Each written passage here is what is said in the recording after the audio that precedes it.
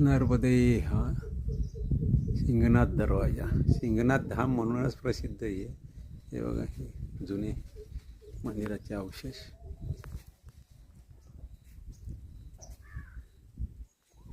नर्मदा मैयाच्या काठावरचे.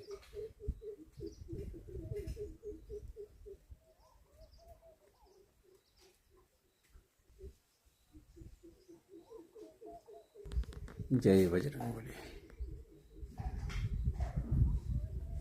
बजरंगबलीची मूर्ती. हे महंत